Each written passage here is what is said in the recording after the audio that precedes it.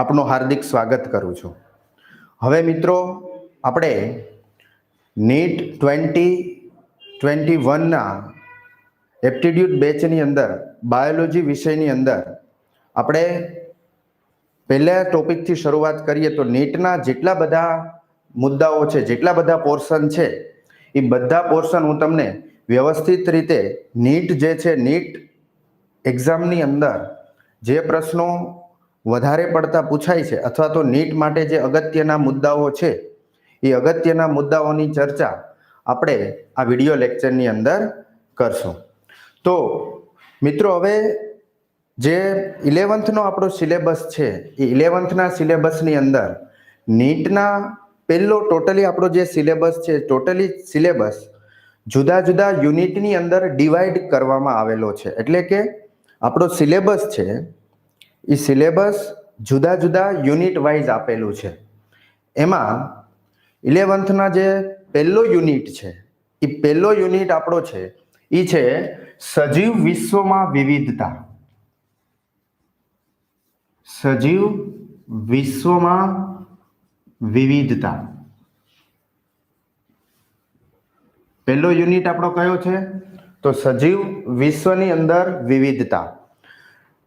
સજીવ વિશ્વની અંદર વિવિધતા એટલે શું છે? આપણે પહેલા એને સમજવાની કોશિશ કરીએ. એને ઇંગ્લિશમાં આપણે શું કહેવાય છે? Diversity in living world. ઇંગ્લિશમાં એને શું કહેવાય છે? Diversity in living world. આ આપણો યુનિટ 1 છે, એકમ 1 છે. કયો છે? એકમ 1 છે, ડાયવર્સિટી ઇન લિવિંગ વર્લ્ડ. જો મિત્રો ખાસ એક વસ્તુ યાદ રાખવાની છે કે બધા મુદ્દાઓ છે એ બધા મુદ્દાઓ હું તમને વ્યવસ્થિત કરાવીશ. એટલે કોઈ પણ જાતનું પેનિક કરવાનું નથી, કોઈ પણ જાતનું ટેન્શન લેવાનું નથી કે બધા જેટલા મુદ્દાઓ છે એ બધા મુદ્દાઓ હું તમને વ્યવસ્થિત નીટના પોઈન્ટ ઓફ વ્યૂથી બધા પોર્શન છે હું તમને વ્યવસ્થિત કરાવી દઈશ. એટલે આપણે એકમ 1 પહેલેથી જ શરૂઆત કરીએ છીએ કે કયા કયા મુદ્દાઓ આપણે નીટ માટે ખાસ એની અંદર જે 2021 જે નીટની એક્ઝામ રહેવાની છે એની અંદર આપણને ખાસ કયા મુદ્દાઓ પૂછાવાના છે. તો પહેલો યુનિટ જે છે એ પહેલો યુનિટ આપણો છે સજીવ વિશ્વમાં વિવિધતા. એટલે કે diversity in living world. Diversity in living world. બરોબર છે? આ જે મુદ્દા છે, આ આપણો જે યુનિટ છે એ યુનિટની અંદર એને જુદા જુદા ભાગની અંદર ડિવાઈડ કરવામાં આવ્યો છે. એમાં આ જે છે એના 4 જુદા જુદા ચેપ્ટર પાડવામાં આવ્યા છે. પહેલો યુનિટ જે છે પહેલા યુનિટના કેટલા ચેપ્ટર કરવામાં આવ્યા છે? 4 જુદા જુદા ચેપ્ટરોની અંદર આજે આપણા મુદ્દાઓ છે એ સજીવ વિશ્વની વિવિધતાને 4 ભાગની અંદર ડિવાઈડ કરવામાં આવ્યો છે. એમાં પહેલું છે સજીવ વિશ્વ. પહેલો યુનિટ જે છે પહેલો યુનિટને 4 ભાગની અંદર ડિવાઇડેશન કર્યું છે. એમાં પહેલો ભાગ છે એ છે સજીવ વિશ્વ. બરાબર છે? ત્યાર પછી બીજો ભાગ છે એ બીજો ભાગ છે જૈવિક વર્ગીકરણ, બાયોલોજીકલ ક્લાસિફિકેશન. બીજો ભાગ છે, બીજો ભાગ કયો છે? તો જૈવિક વર્ગીકરણ. ત્યાર પછી ત્રીજો ચેપ્ટર જે છે એ ત્રીજો ભાગ એનો પાડેલો છે વનસ્પતિ સૃષ્ટિનું વર્ગીકરણ. વનસ્પતિ સૃષ્ટિનું વર્ગીકરણ આ ત્રીજો પોર્શન છે. અને ચોથો ભાગ હોય તો ચોથો ભાગ છે પ્રાણી સૃષ્ટિનું વર્ગીકરણ. પ્રાણી સૃષ્ટિનું વર્ગીકરણ, એનિમલ ક્લાસિફિકેશન. આવી રીતે જે છે એ સજીવ વિશ્વની વિવિધતા જે એકમ છે એ સજીવ વિશ્વની વિવિધતા એકમને આવી રીતે 4 યુનિટ જે યુનિટ છે એ 4 ભાગની અંદર 4 ચેપ્ટરની અંદર આખા યુનિટને ડિવાઇડેશન કરવામાં આવ્યું છે. એટલે આપણે 1 બાય 1 જે છે એ 4 ચેપ્ટરો જે છે અથવા તો 4 જે પોર્શન છે યુનિટ 1ના એ 4 પોર્શનની વાત આપણે છે એ 1 બાય 1 કરશું. બરાબર છે મિત્રો? હવે સૌથી પહેલા આપણે પહેલો યુનિટનું જે પહેલું ચેપ્ટર છે એ પહેલા ચેપ્ટરની વાત સૌથી પહેલા આપણે કરવી છે. એમાં પહેલું ચેપ્ટર જે છે એ પહેલું ચેપ્ટર છે સજીવ વિશ્વ, બરાબર છે। પહેલો પોર્શન હોય તો પહેલો પોર્શન કયો છે? સજીવ વિશ્વ। હવે મિત્રો એક વસ્તુ ખાસ ધ્યાન રાખવાની છે કે ટોટલી આપણી આજુબાજુ આપણને બે જ પ્રકારની વસ્તુઓ જોવા મળે છે। તમે તમારી આજુબાજુ જુઓ તો તમારી આજુબાજુ તમને બે જ પ્રકારની વસ્તુઓ જોવા મળે છે। એક વસ્તુ છે એ વસ્તુ છે સજીવ, એક સજીવ વસ્તુ જોવા મળે છે, અને બીજી આપણી આજુબાજુ કોઈ બીજી વસ્તુ હોય તો એ બીજી વસ્તુ છે નિર્જીવ। આપણી બે જ વસ્તુઓ જે છે એ બે જ વસ્તુઓ આપણી આસપાસ આપણને જોવા મળે છે। એક વસ્તુ હોય તો સજીવ વસ્તુ છે અને બીજી વસ્તુ હોય તો બીજી વસ્તુ હોય તો એ નિર્જીવ વસ્તુ છે। બે વસ્તુઓ જે છે એ બે વસ્તુઓ આપણી આસપાસ આપણને જોવા મળે છે। એક મેં તમને વાત કરી કે એક વસ્તુ આપણને સજીવ જોવા મળે છે અને બીજી વસ્તુ જે છે એ બીજી વસ્તુ આપણને નિર્જીવ જોવા મળે છે। આ બે વસ્તુઓ આપણી આસપાસ આપણને જોવા મળે છે।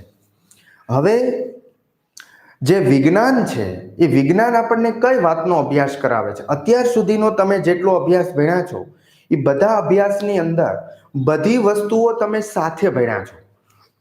જ્યારે હવેથી 11મા ધોરણમાંથી તમે વિજ્ઞાનના 3 જુદા જુદા પાર્ટ ભણો છો। એક ફિઝિક્સ ભણો છો, એક કેમેસ્ટ્રી ભણો છો અને એક છે એ બાયોલોજી ભણો છો।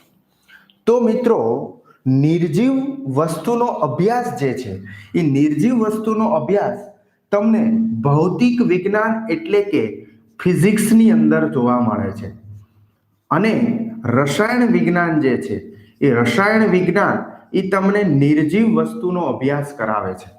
નિર્જીવ વસ્તુ વિશે તમારે અભ્યાસ કરવો છે તો નિર્જીવ વસ્તુનો અભ્યાસ આપણા બે સબ્જેક્ટની અંદર થાય છે। એક ભૌતિક વિજ્ઞાન તમને નિર્જીવ વસ્તુનો અભ્યાસ કરાવે છે અને બીજું જે છે એ બીજું તમને રસાયણ વિજ્ઞાન જે છે એ રસાયણ વિજ્ઞાન પણ તમને નિર્જીવ વસ્તુઓ જે છે એ નિર્જીવ વસ્તુઓ વિશેનો અભ્યાસ તમને એના ઉપરથી મળે છે। પણ મારે તમને વાત કરવી છે સજીવ। સજીવ જે છે એ સજીવ એટલે લિવિંગ। સજીવને ઇંગ્લિશમાં શું કહેવાય છે? લિવિંગ। લિવિંગ એટલે સજીવ, જે જીવિત છે। એ જીવિતને મિત્રો આપણે શેના તરીકે ઓળખીએ છીએ? તો જીવિતને મિત્રો આપણે લિવિંગ તરીકે ઓળખીએ છીએ, અથવા તો લિવિંગ શબ્દ છે આપણે વ્યાખ્યાયિત છીએ।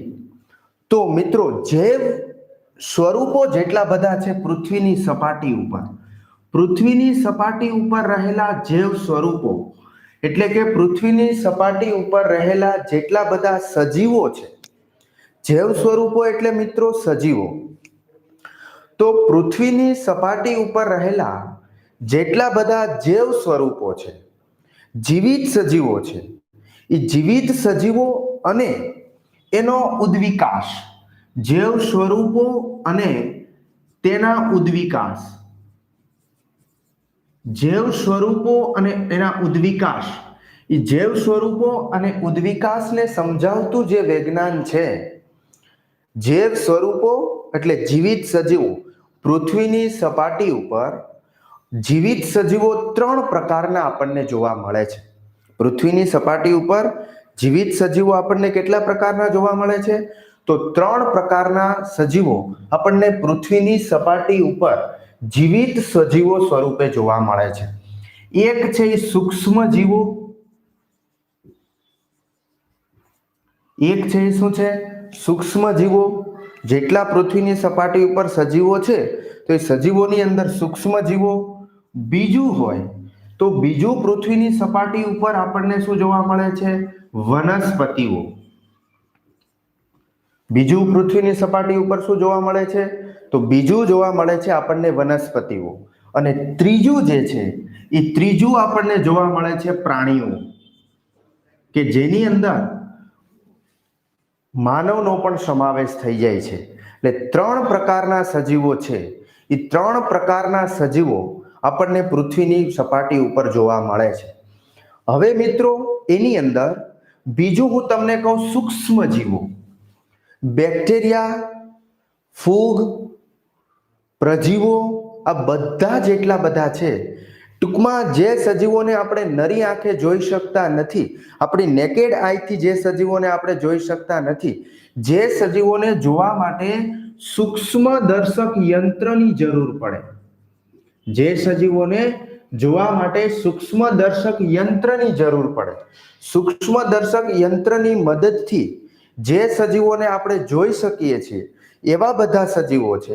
એવા બધા સજીવોને શેના તરીકે ઓળખવામાં આવે છે મિત્રો? તો એવા બધા સજીવોને મિત્રો આપણે સૂક્ષ્મ જીવો તરીકે ઓળખીએ છીએ. એ એક પૃથ્વીની સપાટી ઉપર જોવા મળતા સજીવો છે. બીજું પૃથ્વીની સપાટી ઉપર જોવા મળતા સજીવોની અંદર કોણ આવે છે? વનસ્પતિઓ. વનસ્પતિઓ કોને કહીએ છીએ? કે જે સજીવો પોતાની જાતે પોતાના ખોરાકનું સંશ્લેષણ કરી શકે છે, જે સજીવો પોતાની જાતે પોતાના ખોરાકનું નિર્માણ કરી શકે છે, એવા બધા સજીવો છે. એવા બધા સજીવોને આપણે શેના તરીકે ઓળખીએ છીએ મિત્રો? તો એને આપણે તરીકે ઓળખીએ છીએ. ત્રીજું પૃથ્વીની સપાટી ઉપર આવતા હોય એવા સજીવો કયા છે? તો ત્રીજું પૃથ્વીની સપાટી ઉપર આવતા સજીવો એ છે પ્રાણીઓ છે. પૃથ્વીની સપાટી ઉપર આવતા ત્રીજા સજીવો કયા છે? પ્રાણીઓ છે. એમાં મનુષ્ય પણ આવી જાય કે જે સજીવ પોતાની જાતે પોતાના ખોરાકનું નિર્માણ નથી કરી શકતા, જેને ખોરાક માટે બીજા સજીવો ઉપર આધારિત રહેવું પડે છે, જેને ખોરાક માટે બીજા ઉપર ડિપેન્ડેન્ટ રહેવું પડે છે, એવા જેટલા બધા સજીવો છે એ બધા સજીવો પ્રાણીઓ છે. તો પૃથ્વીની સપાટી ઉપર આપણને આવા 3 પ્રકારના સજીવો જોવા મળે છે. અને બીજી વસ્તુ કે આ બધા જૈવ સ્વરૂપો છે અને એનો ઉદ્વિકાસ એટલે ઇવોલ્યુએશન. ઉદ્વિકાસનું ગુજરાત ઇંગ્લિશ શું થાય છે મિત્રો? ઉદ્વિકાસનું ઇંગ્લિશ થાય છે ઇવોલ્યુએશન. તમે ઘણી વખત સાંભળ્યું હશે અથવા તો તમે આગળના ધોરણોની અંદર ક્યાંક તમારા ટીચરે તમને ઉદાહરણ પણ આપેલું હશે કે માનવ છે, દાખલા તરીકે હું તમને એક ઉદાહરણ આપું છું. માનવ છે તો માનવનો ઉદ્ભવ વાનર છે, એ વાનરમાંથી માનવનો ઉદ્ભવ થયો છે. આવું તમે ક્યાંક સાંભળ્યું હશે અથવા તો તમારા ટીચરે તમને આગળના ધોરણની અંદર કીધું હશે કે માનવનો ઉદ્ભવ છે, એ માનવનો ઉદ્ભવ વાનરમાંથી થયો છે. એટલે મિત્રો કે કોઈ પણ સજીવ આ પૃથ્વીની સપાટી છે, એ પૃથ્વીની સપાટી ઉપર કોઈ પણ સજીવ આપમેળે નિર્માણ પામેલો નથી. પૃથ્વીની સપાટી ઉપર સજીવ આપમેળે નિર્માણ પામેલો નથી. આ જે સજીવ છે એ સજીવ એક સજીવમાંથી બીજા સજીવનું નિર્માણ છે, એ એક સજીવમાંથી બીજા સજીવનું નિર્માણ થયેલું છે. એક જાતિમાંથી વાનર દાખલા તરીકે એક જાતિ છે, તો વાનરમાંથી પછી માનવ જાતિનું નિર્માણ થયું છે. એક જાતિમાંથી બીજી જાતિનું નિર્માણ થયું છે. એક જાતિમાંથી બીજી જાતિનો ઉદ્ભવ થયો છે. એ જાતિ આપમેળે નિર્માણ પામેલી નથી. હું તમને દાખલા તરીકે એમ તમને કહું કે પૃથ્વીની સપાટી ઉપર બધી જાતિઓ એક સાથે નિર્માણ પામેલી નથી. એક જાતિમાંથી બીજી જાતિનો ઉદ્ભવ થયો છે. એક જાતિમાંથી બીજી જાતિનું નિર્માણ પામેલી છે. એટલે એક જાતિમાંથી બીજી જાતિ બનેલી છે. તો એક જાતિમાંથી બીજી જાતિનો જે નિર્માણ થવાની પ્રક્રિયા છે, એક જાતિમાંથી બીજી જાતિ જે બનવાની જે પ્રક્રિયા છે, એ એક જાતિમાંથી બીજી જાતિ બનવાની જે પ્રક્રિયા છે, જેને ઉદ્વિકાસ તરીકે ઓળખવામાં આવે છે. તો મેં તમને 2 પ્રશ્નોનો જવાબ આપ્યો કે જૈવ સ્વરૂપો કોને કહેવાય?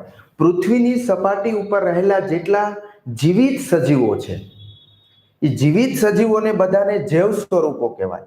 અને એનો ઉદ્વિકાસનો જે ક્રમ છે, એનો જે ઉદ્વિકાસ થયેલો છે, એનું જે નિર્માણ થયેલું છે, એ નિર્માણ થવાની પ્રક્રિયાને શું કહેવાય?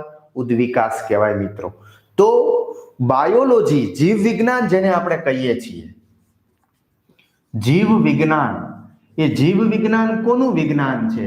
તો જીવ વિજ્ઞાન એ જૈવ સ્વરૂપો અને એનો ઉદ્વિકાસ જે છે, એ ઉદ્વિકાસની સમજ આપતું જે વિજ્ઞાન છે મિત્રો, એની ઉદ્વિકાસની સમજ આપતું જે વિજ્ઞાન છે, એ ઉદ્વિકાસની સમજ આપતા વિજ્ઞાનને શેના તરીકે ઓળખવામાં આવે છે? જીવ વિજ્ઞાન તરીકે ઓળખવામાં આવે છે. કે સજીવોના જૈવ સ્વરૂપો અને એના ઉદ્વિકાસની જે સમજૂતી આપતું જે વિજ્ઞાન છે, એ જૈવ સ્વરૂપો અને ઉદ્વિકાસની સમજૂતી આપતા વિજ્ઞાનને જીવ વિજ્ઞાન અથવા તો આપણે એને બાયોલોજી તરીકે ઓળખીએ છીએ. બરાબર છે. એટલે સજીવ વિશે સમજ આપતું જે વિજ્ઞાન છે, એ સજીવ વિશે સમજ આપતા વિજ્ઞાનને જીવ વિજ્ઞાન તરીકે ઓળખવામાં આવે છે, અથવા તો મિત્રો એને આપણે બાયોલોજી તરીકે ઓળખીએ છીએ. એટલે આપણે જીવ વિજ્ઞાનની અંદર માત્ર સજીવો જે છે, એ સજીવો રિલેટેડ જ જેટલી બધી વાતો છે, એ સજીવો રિલેટેડ જ વાતો આપણે જીવ વિજ્ઞાનની અંદર કરશું, અથવા તો બાયોલોજીની અંદર સજીવ સાથે સંકળાયેલી જેટલી બધી બાબતો છે, એ સજીવ સાથે સંકળાયેલી બાબતોની જ વાતો આપણે જીવ વિજ્ઞાનની અંદર કરશું. હવે પ્રશ્ન તમારો એ છે કે આપણે કીધું કે સજીવ જે છે, તો સજીવ શું છે? પહેલો પ્રશ્ન આપણો એ છે કે સજીવ શું છે? બરાબર છે. આપણને એમ થાય કે આપણે એવું કીધું કે જીવ વિજ્ઞાન આપણને સજીવ વિશેની માહિતી આપે છે, તો ખરેખર સજીવ છે શું? સજીવને આપણે કેવી રીતે, કોને આપણે સજીવ ગણવું? અત્યાર સુધી તમે ભણ્યા છો, અત્યાર સુધીના અભ્યાસની અંદર તમે એવી વ્યાખ્યાઓ આપી છે કે જેને જીવ હોય, એ જીવ ધરાવતા હોય, એને આપણે સજીવ તરીકે ઓળખીએ છીએ. કે જે જીવ ધરાવતા હોય, જેને જીવ હોય, એને આપણે સજીવ તરીકે ઓળખીએ છીએ. પણ સજીવને વ્યાખ્યાયિત કરવા માટે આપણે એ સમજવાનું છે. તમને બધાને ખબર છે કે સજીવ વિશ્વ જે છે, સજીવ કેટલું અદ્ભુત છે. સજીવ વિશ્વ તમને ખૂબ અદ્ભુત જોવા મળે. સજીવ વિશ્વ છે એ, એટલે આપણે ખાલી સજીવોની વાત કરવી છે. તો તમે પૃથ્વીની સપાટી ઉપર જુઓ તો અસંખ્ય પ્રકારના સજીવો તમને જોવા મળે. અસંખ્ય પ્રકારના, તમે ગણી ન શકો એટલે અસંખ્ય સજીવો છે એ તમને જોવા મળે. દાખલા તરીકે હું તમને એમ કહું કે ઘણા બધા ઉદાહરણ, બે ચાર તમને ઉદાહરણ આપું. દાખલા તરીકે ઝડપવાન ઘોડો. ઝડપવાન ઘોડો, ખૂબ ઝડપથી દોડતો ઘોડો. પછી તો કે ભાઈ હુમલો કરતી શાર્ક, હુમલો કરતી શાર્ક માછલી, હુમલો કરતી શાર્ક. એ સિવાય તો કે સ્થળાંતરિત કરતા પક્ષીઓ, સ્થળાંતરિત પક્ષીઓ. આવા બધા અસંખ્ય પ્રાણીઓ જે છે, એ અસંખ્ય પ્રાણીઓ તમને પૃથ્વીની સપાટી ઉપર જોવા મળે. એ સિવાય બીજું તમને શું જોવા મળે? તો valley of flowers. Valley of flowers આ એક નેશનલ પાર્ક છે, રાષ્ટ્રીય ઉદ્યાન છે. ઉત્તરાખંડની અંદર આવેલું એક રાષ્ટ્રીય ઉદ્યાન છે વેલી ઓફ ફ્લાવર્સ. એ વેલી ઓફ ફ્લાવર્સ જે છે, એ વેલી ઓફ ફ્લાવર્સની અંદર તમને અસંખ્ય પ્રકારના જે છે, અસંખ્ય પ્રકારની વનસ્પતિઓ જોવા મળે. તો સજીવ વિશ્વ છે તમને ખૂબ અદ્ભુત જોવા મળે છે. તમને નવીન પ્રકારના અસંખ્ય સજીવો તમને જોવા મળે છે. નવાઈતા પમાડે છે. અરાજકતાની અંદર મૂકી દે, તમે ન જોયા હોય એવા અસંખ્ય પ્રકારના સજીવો છે. એ અસંખ્ય પ્રકારના સજીવો તમને જોવા મળે છે. હવે આવા જે જુદા જુદા પ્રકારના સજીવો છે, એ જુદા જુદા પ્રકારના સજીવો તમને જુદા જુદા નિવાસ સ્થાનોમાં જોવા મળે. જુદા જુદા નિવાસ સ્થાનો જોવા મળે. બધી જગ્યાએ તમને એક સરખા સજીવો જોવા ન મળે. બધી જગ્યાએ તમને જુદા જુદા સજીવો જોવા મળે. સજીવો તમને કયા કયા નિવાસ સ્થાનોની અંદર જોવા મળે, કયા કયા રહેઠાણોની અંદર જોવા મળે? તો હું તમને વાત કરું કે ઠંડાગાર પર્વતો. સજીવો તમને ક્યાં જોવા મળે? તો ઠંડાગાર પર્વતોની અંદર પણ જોવા મળે. ઠંડાગાર પર્વતો એટલે કે ખૂબ બરફ વર્ષા થતી હોય, બરફ વર્ષા થતા હોય એવા વિસ્તારો. દાખલા તરીકે હિમાલયનો વિસ્તાર છે, આપણા ભારતની અંદર જમ્મુ કાશ્મીરનો વિસ્તાર છે, હિમાચલ પ્રદેશનો વિસ્તાર છે, આબુની અંદર ઘણી વખત બરફ વર્ષા થાય છે. તો બરફના જે ઠંડાગાર પર્વતો હોય, એ ઠંડાગાર પર્વતોની અંદર તમને સજીવો જોવા મળે. એ સિવાય તો પાનખર જંગલો જે છે એ પાનખર જંગલોની અંદર એને પર્ણપ્રપાતી જંગલો કહેવાય. પાનખર જંગલોને શું કહેવાય મિત્રો? તો પર્ણપ્રપાતી જંગલો કહેવાય. તો પાનખર જંગલો, એ પાનખર એટલે કે પર્ણપ્રપાતી જંગલો હોય, એ પર્ણપ્રપાતી જંગલો એટલે કે પાનખર જંગલો છે. એ પાનખર જંગલોની અંદર પણ તમને આવા સજીવો જે છે એ આવા સજીવો તમને જોવા મળે. એ સિવાય ગરમ રણ પ્રદેશ હોય તો રણ પ્રદેશની અંદર પણ તમને આવા સજીવો જોવા મળે. એ સિવાય તો કે ભાઈ મહાસાગરો છે, દરિયો, એ મહાસાગરો છે, એ મહાસાગરોની અંદર પણ તમને આવા અસંખ્ય પ્રકારના સજીવો જોવા મળે. એ સિવાય તો કે ભાઈ મીઠા પાણીના જળાશયો છે, એ મીઠા પાણીના નદી છે, તળાવ છે, સરોવર છે, ઝરણું છે, આવા બધા મીઠા પાણીના જળાશયો હોય તો મીઠા પાણીના જળાશયોની અંદર પણ તમને આવા અસંખ્ય પ્રકારના સજીવો છે, એ અસંખ્ય પ્રકારના સજીવો જોવા મળે છે. એ સિવાય હું તમને કહું કે મેદાન પ્રદેશ હોય, મેદાન પ્રદેશ એટલે કે આપણો જે તૃણ પ્રદેશ હોય, ઘાસ વિસ્તાર વાળો પ્રદેશ છે, તો આવા ઘાસ વિસ્તાર વાળા પ્રદેશની અંદર પણ તમને આવા અસંખ્ય પ્રકારના સજીવો જોવા મળે. એટલે કહેવાનો મારો મિનિંગ એ છે કે જુદા જુદા વિભાગની અંદર પૃથ્વીની સપાટી ઉપર જે જુદા જુદા વિસ્તાર વાળો વસવાટ આવેલો છે કે બધી જગ્યાએ એક સરખો વસવાટ નથી, બધી જગ્યાએ એક સરખું રહેઠાણ નથી. આવા જુદા જુદા રહેઠાણની અંદર આવા ઘણા બધા પ્રકારના રહેઠાણો હોય. એ જુદા જુદા રહેઠાણોની અંદર તમને આવા જુદા જુદા પ્રકારના સજીવો છે, એ જુદા જુદા પ્રકારના સજીવો આવા જુદા જુદા નિવાસ સ્થાનોની અંદર વસવાટ કરતા તમને જોવા મળે છે. એટલે અસંખ્ય પ્રકારના સજીવો છે, અસંખ્ય પ્રકારના સજીવો તમને એ વસવાટની અંદર જોવા મળે છે. એક બીજી વસ્તુ કે હવે કોઈ પણ વસવાટની અંદર જોવા મળતા જે વસ્તીના સભ્યો હોય, એટલે કે એક જ વસ્તીના સભ્યો હોય અથવા તો કોઈ સમુદાય હોય, તો જુદી જુદી વસ્તીઓ ભેગી થઈને સમુદાય બનાવે. તો વસ્તીના સભ્યો અને સમુદાયના સભ્યો છે, એ વસ્તીના સભ્યો અને સમુદાયના સભ્યો વચ્ચે પરસ્પર સહકાર અને સંઘર્ષના લક્ષણો જોવા મળે છે. વસ્તીના સભ્યો અને સમુદાય હોય તો સમુદાયના સભ્યો વચ્ચે પરસ્પર સહકારની ભાવના પણ તમને જોવા મળે છે. શું જોવા મળે છે? પરસ્પર સહકાર હોય છે, એકબીજા સાથે હળીમળીને રહેતા હોય છે.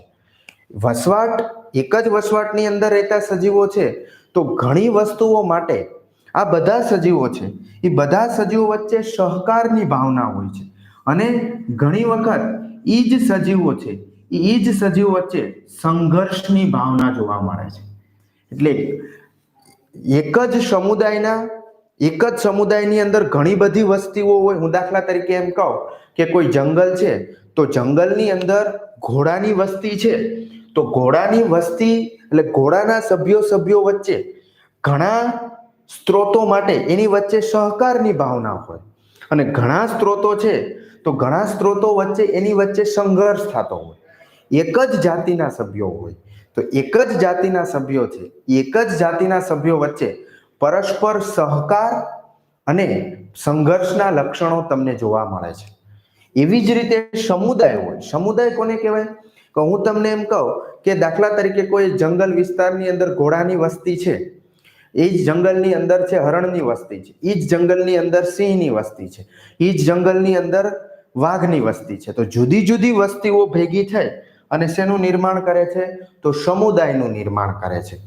એટલે મિત્રો વસ્તીના સભ્યો અને સમુદાયના સભ્યો, વસ્તીના સભ્યો અને સમુદાયના સભ્યો છે, એ વસ્તીના સભ્યો વચ્ચે અને સમુદાયના સભ્યો વચ્ચે પરસ્પર સહકાર સ્થપાયેલો હોય છે અથવા તો ઘણી વખત તમને સંઘર્ષની ભાવના પણ જોવા મળે છે.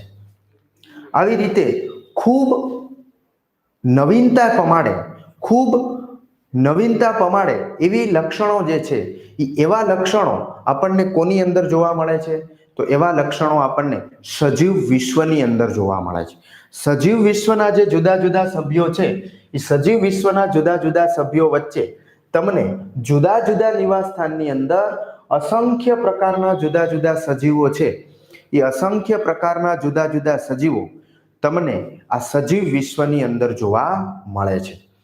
હવે સજીવ અને નિર્જીવને વ્યાખ્યાયિત કરવા માટે સજીવને નિર્જીવ, તો આપણો પ્રશ્ન ત્યાં હતો કે સજીવ શું છે.